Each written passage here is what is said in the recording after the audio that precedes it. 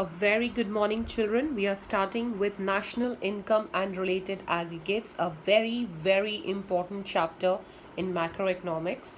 So, I would like all of you to take a book and a pen when you're actually watching this video so that along with watching the video, you can take a pause and write the important points. Okay, please do that because it's an important chapter. You have to remember the concepts and the rules really well. Now, coming to the concept of national income. National income is the sum total of factor incomes earned by normal residents of a country during the period of an accounting year. Now, in this particular definition, normal residents and factor incomes, these two words are very important. National income is the sum total of factor incomes. We know what are the factors of production: land, labor, capital, and entrepreneurship.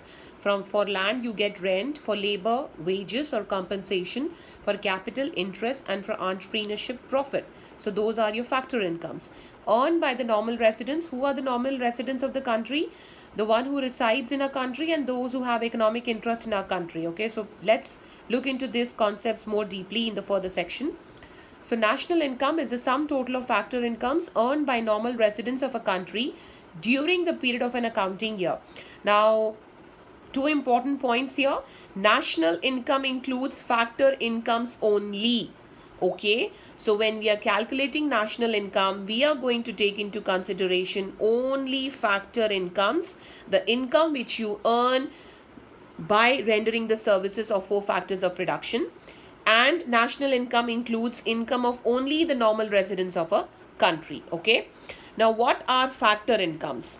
Now, as I told you, factor incomes are the payments made by the producing units to the household for the use of their factor services. We have seen in the first two chapters of macroeconomics the producer sector and the household sector, thinking that there are only two sectors in the economy. When the household sector renders services to the producer sector, they are going to pay for the factor services. Okay, so factor incomes are the payments made by the producing units to the household for the use of their factor services, and factor incomes are compensation of employees, as I told you, received by the households for rendering their services as employees of the producing units. Okay, wages or compensation means the same, children. Then we have the rent on the land received by the households for the use of their land by the producing units. Interest on capital received by the households for the use of their capital by the producing units. Profit on entrepreneurship received by the households for the use of their entrepreneur skills by the producing units. Okay, so compensation, rent, interest, and profits are the factor incomes, and we are going to take this into consideration for calculating national income in this chapter. Okay, now coming to another important term, factor incomes are different from transfer incomes. As I told you that in national income, we are going to take into consideration only the factor incomes and not any other income. But what are transfer incomes? Okay, something which you do not earn or which you get as a help. So transfer incomes are those incomes which are received by a person as a help, donation or charity, etc. Whereas factor incomes are those incomes which are received by the factors of production by rendering their factor services. So factor income is earned income and transfer income is unearned income. So transfer incomes are not earned as rewards for rendering factor services, so these are not included in the estimation of national income. Another important point, the first one was the definition of national income. The second is we do not include transfer incomes in the estimation of national income. We include only factor incomes, and transfer incomes are nothing but which you give as a help or a charity. Okay, and it is an unearned income. Now, as I told you in the previous section, the normal residents, who are supposed to be called as normal residents? Now, the person who ordinarily resides in the country concerned, okay, who is residing in the country and whose center of economic interest lies in the country. Now, a person residing in a country for a period of 1 year or more is taken as ordinarily residing in that country. So, the person may or may not be the citizen of that particular country. So, if a person is residing in a country for a period of 1 year or more, is taken as an ordinary citizen of that country. That person may or may not be the citizen of that country, but then if at all that person is residing in that country for a period of 1 year or more, is taken as ordinarily residing in that country. Okay. Now, a person is said to have his economic interest in a country when he carries out all his economic activities such as production, consumption, or investment in that country.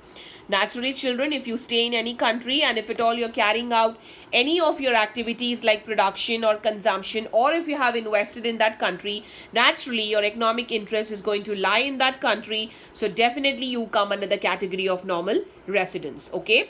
So if you reside in a country for a period of 1 year or more, and if your economic interest lies in that country, then you're supposed to be under normal residence. Okay. Please go through properly normal residents and non-residents of India, that is NRIs. Another important point, the third point, national income includes income of only the normal residents of a country. It does not include income of non-residents even when they happen to be the citizens of our country. Okay, so we are going to include the income of only the normal residents, as it is already mentioned in the definition of national income. No, not the income of NRIs. We are not going to include the income of NRIs in national income. Okay, now coming to the next concept, domestic and national concepts of income. Now, domestic and national, something which is earned within the country is domestic, something which is earned outside is national. Now let's look into the concepts. Now, when used as a domestic concept, we call it as domestic income, and when used as a national concept, we call it as national income. Both domestic income and national income include four basic elements: compensation, rent, interest, and profit. Now, domestic income is the sum total of factor incomes, all this compensation, employees, rent, and interest and profit, generated within the domestic territory of a country, no matter who generates it, normal residents or non-residents. Domestic income, if it is earned by the person who is residing within the domestic territory, that will come under national income, whether it is earned by normal residents or non-residents. Okay, national income is the sum total of factor incomes, okay, earned by normal residents of a country, no matter where it is generated within the domestic territory or outside. So, domestic income, no matter who generates it, whether the normal or the NRI, we take into domestic income.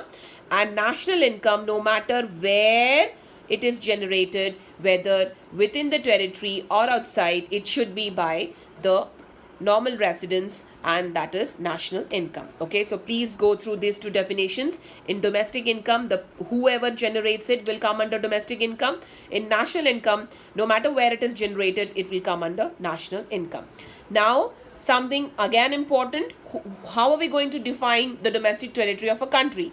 Now, generally domestic territory, children, we say that the political boundaries of a nation actually defines the domestic territory, but in economics, domestic territory of a country is a bit different. Okay, now in economics it refers to economic territory, which is much wider concept than the political territory.